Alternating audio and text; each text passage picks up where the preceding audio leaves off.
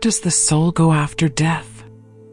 The mystery deepens when the subject is not a mortal, but an enlightened one, a fully awakened soul. When karma is dissolved, attachments are let go, then where will they merge? Will they still go, or have they disappeared into the infinite realm? Paramahansa Yogananda, the legendary Kriya Yoga master, proved this truth himself through the Mahasamadi, Great Unification, event in 1952. With a peaceful smile on his lips and an incorruptible body for more than 20 days afterwards. So, where does the soul of an enlightened one really go? The journey of the soul after death, beyond the limits of materiality. When the body breathes its last breath, an invisible door opens, leading the soul into another dimension of existence. Will the soul dissolve, reincarnate, or travel through mystical realms as the sages have explained? To understand, humans are not simply a combination of body and soul as two separate entities.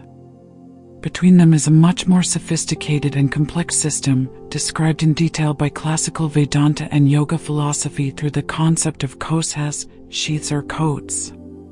Pranamaya kosha, the layer of vital energy, prana, the invisible life source that nourishes the body.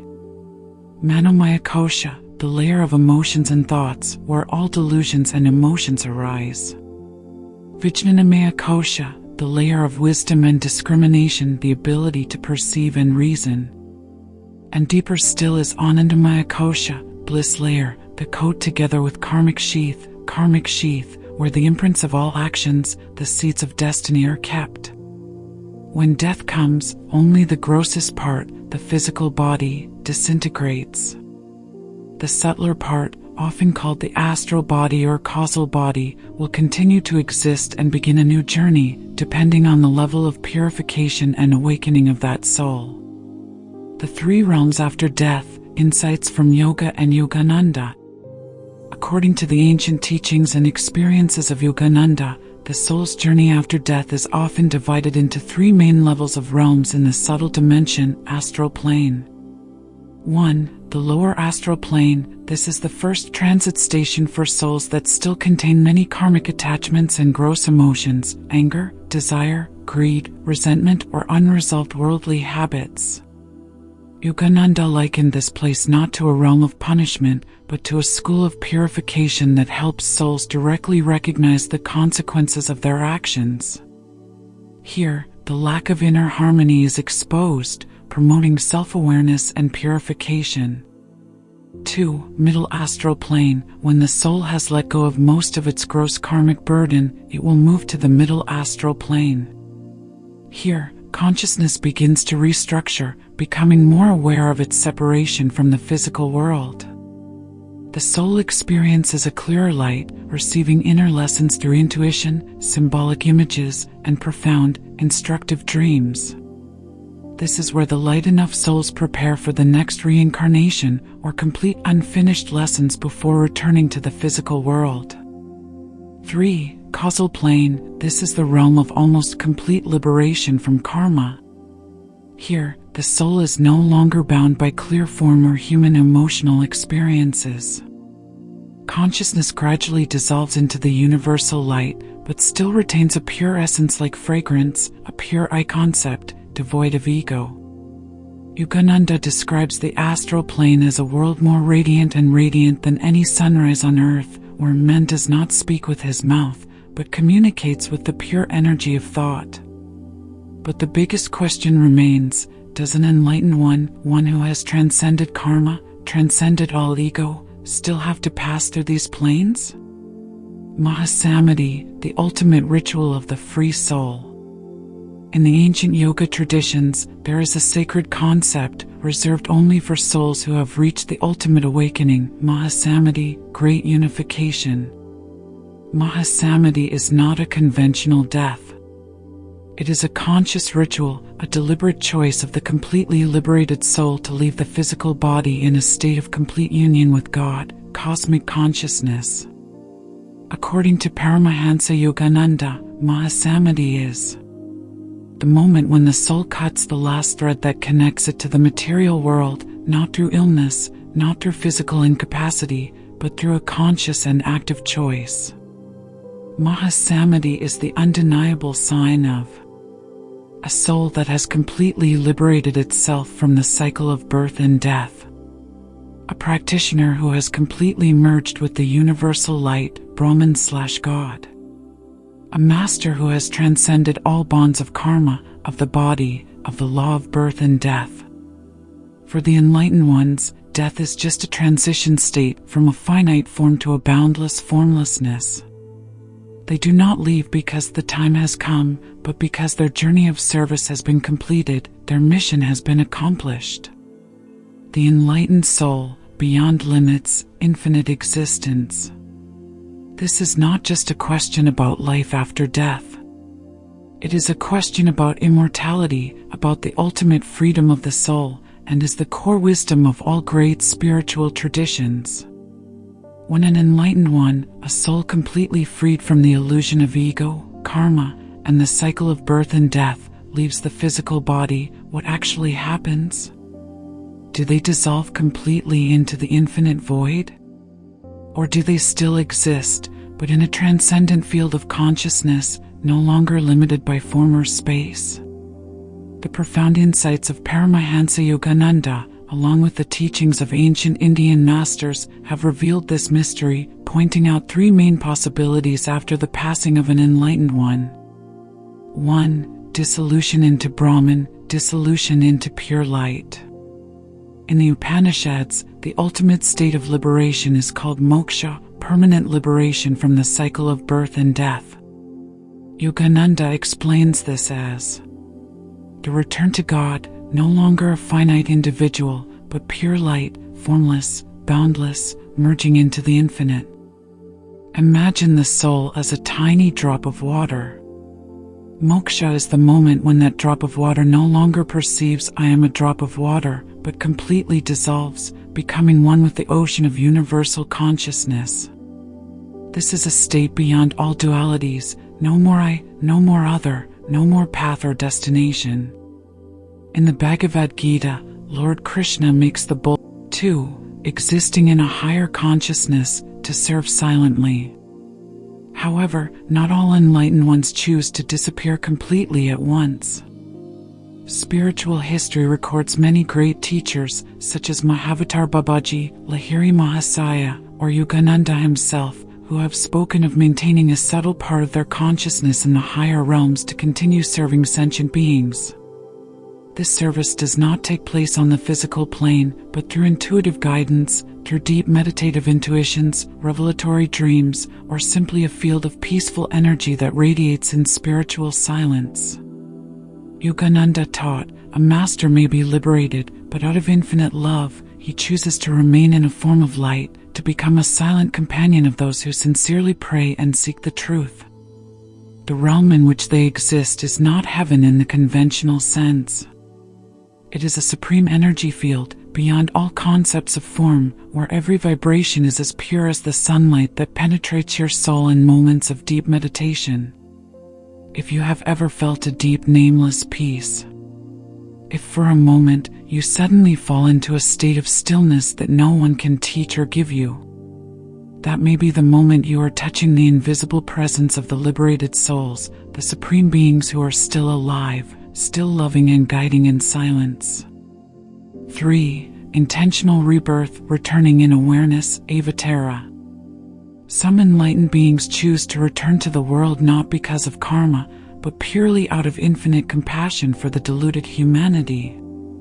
This is the phenomenon of avatara, the incarnations of truth, those who return to guide, to open the consciousness. Unlike ordinary people who are pushed by karma into the cycle of rebirth, an avatara has complete autonomy in choosing the time, circumstances, even gender, country, and purpose for his return. Yogananda once affirmed, "I will come back, if God needs me to come back." This is no longer reincarnation in the sense of suffering, but a supreme service. They do not come back to learn lessons for themselves, but to spread the light of wisdom, awakening souls who are still sleeping in the illusion of the world. Conclusion: where are they after they leave? So, Where will an enlightened one be after leaving the body? They are everywhere you sincerely seek. They exist in the breath you maintain with mindfulness. They are hidden in the absolute silence between two thoughts. They shine in the compassionate gaze you give to the suffering person. They are the deep peace that no one but you can feel. Because the liberated soul does not need a specific physical place. They have transcended all limitations of space and time. They are in every cell of awakening, in every mode of cosmic consciousness. I do not die. I only change my form to enter you, if you invite me with a still heart. Paramahansa Yogananda, quoted from meditation. When Paramahansa Yogananda entered Mahasamadi on March 7, 1952, his body showed no signs of decomposition for more than 20 days. The Forest Lawn Memorial Park Funeral Home reported this extraordinary phenomenon. This is a historical event that affirms the inner strength and absolute mastery of an enlightened soul. And as Yogananda predicted his fate, I will go smiling at the exact moment God has appointed. He passed away with an indestructible smile, a radiant body, and a breathtaking peace. Enlightening lessons from the passing of an enlightened one. The great Master Paramahansa Yogananda not only left behind profound teachings, he created a living energy field, a wave of awakening that continuously spreads, touching the hearts of humanity. And if you are reading these lines, you are the one who receives that sacred light. So, from the enlightened departure of a great soul, what can we learn for our own lives, and for facing death? 1. Death is not the end, but a great invitation from life. In the eyes of an enlightened soul, death is no longer a terrifying abyss. It is a door that opens to deeper dimensions of existence, where everything temporary falls away, and only what is eternal truly reveals. Yogananda left not in panic, not in pain, but in absolute initiative, with a smile of satisfaction on his face. He demonstrated eloquently that, when you live a life deeply and fully, you will also die consciously and peacefully. 2. Live as if every breath is a preparation for the final awakening. No one knows when this physical shell will fade away, but every soul knows deep down that he is only a temporary traveler.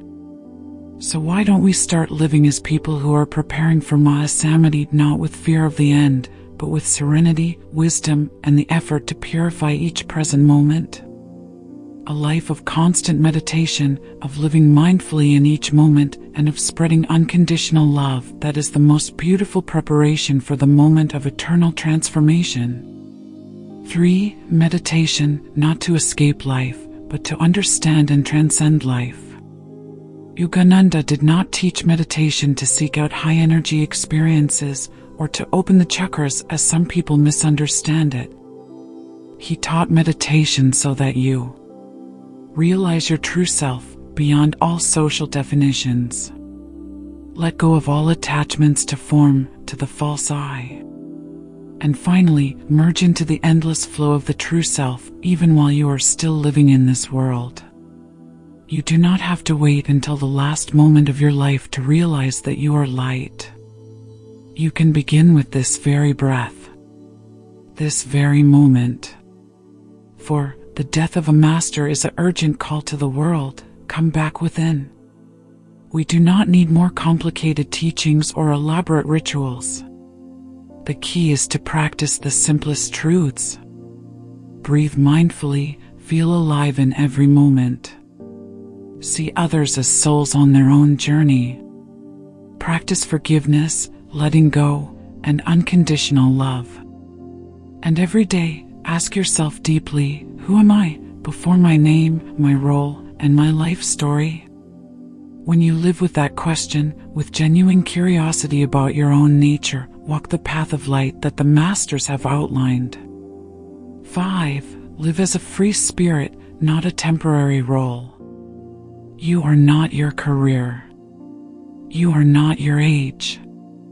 You are not your past experiences.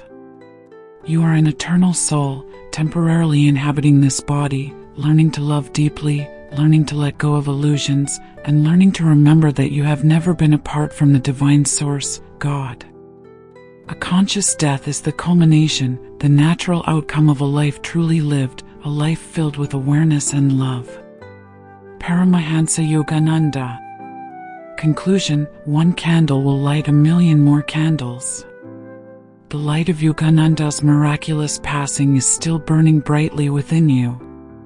You do not need to wait for some savior. You are the next candle, the light within yourself. Om Shanti. Namaste.